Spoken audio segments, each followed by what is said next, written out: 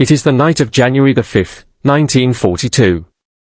Inside a medieval castle in eastern Germany, a British officer is standing in a dark corridor, wearing a German uniform he painted himself. He is not a spy. He is not a saboteur. He is a prisoner of war, and in a few seconds, he is about to walk directly toward an armed German sentry, in a fortress the Nazis called escape-proof. If the paint on his coat catches the light wrong. If his forged papers don't hold up. If the sentry looks a half-second too long at his face. He will be shot, or worse, dragged back into the cells he has spent 8 months trying to leave. His name is Airey Neave. And what happens in the next 90 seconds will make him the first British officer in history to escape from Colditz Castle. Here's what most people don't know about this story. Colditz wasn't just any prison camp. It was the camp the Germans built specifically to hold the most dangerous escape artists in the entire Allied army. Every man inside its walls had already tried to escape from somewhere else, and failed. The Nazis threw them all into one building, on a cliff, surrounded by a dry moat, floodlights, and machine gun posts, and essentially dared them to try again. They called it the Bad Boys Camp. The high-security prison for men who simply would not stop trying to get out. And Airey Neave was one of them. By January 1942, Neave had already been a prisoner for a year and a half. He'd been wounded and captured at Calais during the desperate rearguard fight that helped cover the evacuation at Dunkirk. He'd already tried to escape once before, disguised, badly, as a German soldier, and been caught almost instantly. The guards had mocked him. His fake uniform, he later admitted, looked like exactly what it was, a costume. Most men, humiliated like that, would have given up. Instead, Neave went back to his room and started again. Better paint. Better tailoring. Better plan.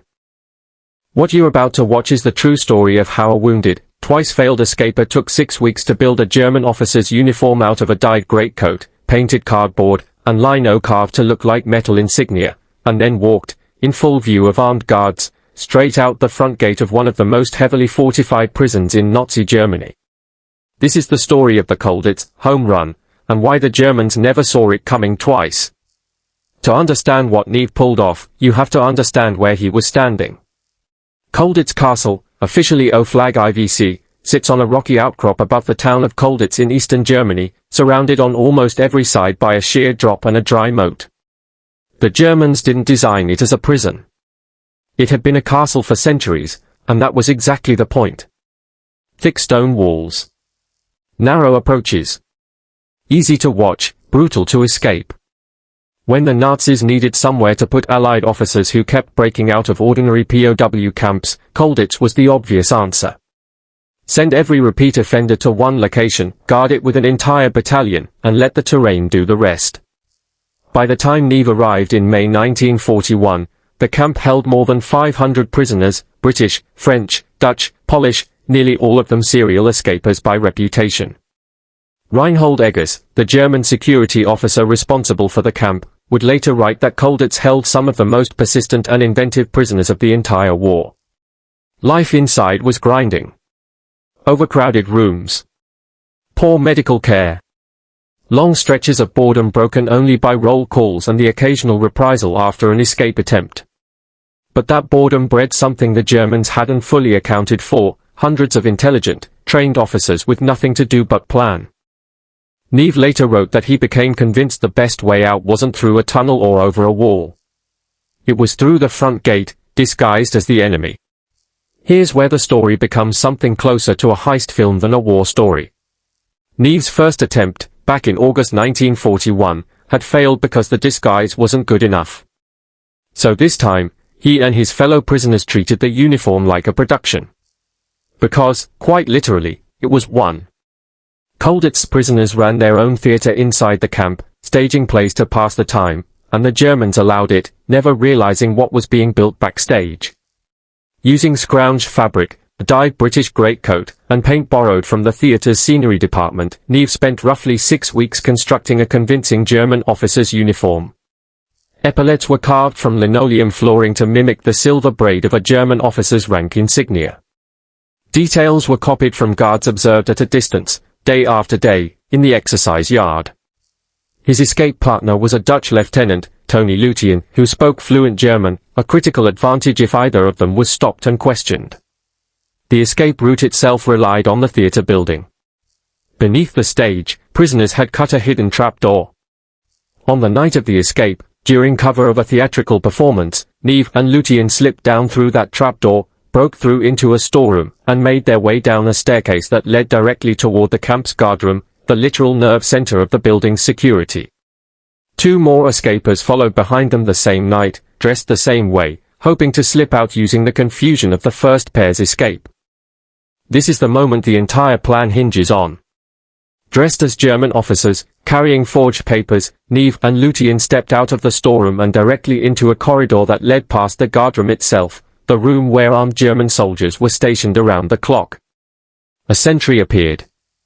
There was no time to turn back, nowhere to hide. Neave later described what happened next in his own escape report. They returned the sentry's salute with practiced calm and simply kept walking. The guard didn't stop them. Why would he? 2 German officers, properly dressed, walking with purpose, saluted crisply and kept moving. Questioning them risked embarrassment, and that quiet social pressure, the assumption that authority looks the way it's supposed to look, was the entire foundation the disguise was built on. They crossed the first courtyard. Then a second. Each step carried them further from the world of prisoners and deeper into territory patrolled exclusively by the German garrison, which, paradoxically, made them safer, because no one there expected to see an escaping prisoner in the first place. They passed beneath the archway leading toward the outer gate. The dry moat, the floodlights, the machine gun posts that had made Colditz famous as escape-proof, all of it had been built to stop men from breaking through the walls. Nobody had built defenses against 2 officers simply walking out through the front, because on paper, they weren't prisoners at all. They were German officers going about their business. And then they were through the gate, into the town of Colditz itself, disappearing into the winter darkness. Getting out of the castle was only the beginning. Neave and Lutien still had to cross nearly the entire length of Nazi Germany to reach neutral territory. Traveling partly by train and partly on foot, using forged documents and Lutien's fluent German to talk their way through checkpoints, the 2 men moved through Leipzig and Ulm, following an established underground escape route toward the Swiss border. It was cold, dangerous, and slow. 1 wrong document check, 1 suspicious official, and the entire escape would end in recapture or worse. On January 9, 1942, 3 days after walking out the guardroom door, Airey Neave and Tony Lutien crossed into Switzerland. Neutral ground. Safe.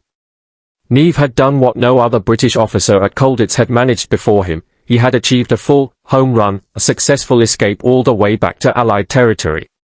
From Switzerland, he eventually made his way through France, over the Pyrenees into Spain, and finally back to Britain by way of Gibraltar. Airey Neave didn't go home and stay home. He was recruited into MI9, the British intelligence branch responsible for helping other trapped soldiers and airmen escape occupied Europe using everything he'd learned inside Colditz to bring other men out alive. He went on to serve with the prosecution team at the Nuremberg trials, personally reading the indictment to the Nazi leadership in the dock, the same regime that had once locked him behind a moat and a battalion of guards convinced he could never leave. What makes Neave's escape so remarkable isn't just the daring of it. It's the patience. 6 weeks of quiet, careful work painting, carving, observing, building a lie convincing enough to survive a face-to-face encounter with the very people it was designed to deceive. He didn't outfight the German army that night. He outthought it, 1 carved epaulette and 1 calm salute at a time. Colditz was supposed to be escape-proof. It took 1 prisoner, a stolen uniform, and the simple, audacious act of walking out the front door to prove that no fortress is unbreakable. If you're patient enough, and brave enough, to hide in plain sight.